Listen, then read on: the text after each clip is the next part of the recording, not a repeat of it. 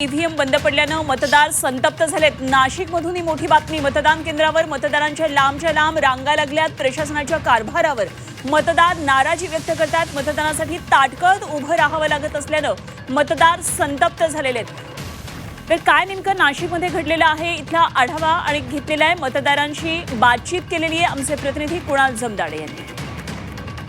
नाशिक महानगरपालिकेसाठी मतदान प्रक्रिया पार पडते आहे। प्रभाग नंबर 24 मध्ये देखील मतदान प्रक्रिया पार पडते आहे। आपण दृश्यामध्ये बघू शकतो या ठिकाणी मतदार जे आहे त्यांच्या रांगा लागल्याचं बघायला मिळत आहे। आणि या प्रभाग जो 24 नंबरचा आहे या ठिकाणी देखील काहीसा गोंधळ झाल्याचं चित्र बघायला मिळत आहे। जे मतदान केंद्र आहे त्या ठिकाणी देखील काहीसा जे मशीन आहे ते चालत नाही किंवा काहीसा गोंधळ देखील बघायला मिळतो। गेल्या कित्येक वेळापासून या ठिकाणी रांगाच लागा। आपल्यासोबत मतदार आहेत, काय सांगाल नेमका काय गोंधळ बघायला मिळतो आणि किती वेळ? तांत्रिक अडचण झाल्यामुळे गेल्या अर्ध्या तासापासून मशीन बंद होतं, पण अधिकाऱ्यांनी वेळेस त्याचं हे नीट करून आता चालू केलेलं आहे। किती वेळापासून हे एक अर्धा पाऊण तास झाला मशीन बंद आहे, पण त्यांनी आधी स्टँड बाय एखादं मशीन आणायला पाहिजे होतं, त्यामुळे बाकीच्यांची गैरसोय होती ज्यांना कामावर जायचंय त्यांची। नेमका काय प्रॉब्लेम येतो या मशीन?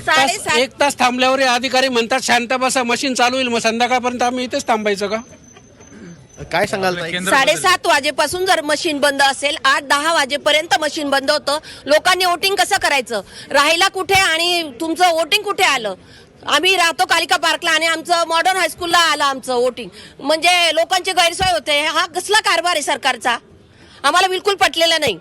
गेल्या किती वेळापासून तुम्ही रांगेत उभे आहात आणि काय परिस्थिती आहे? आम्हाला आता 1 तास झालाय तरी पण आम्ही अजून रांगेत उभं आहे। हा सरकारचा कारभार एकदम गलथान कारभार आहे। अधिकाऱ्यांकडनं काय सांगितलं? अधिकाऱ्यांकडे मशीन चालू होईल हे सांगितलं जातंय।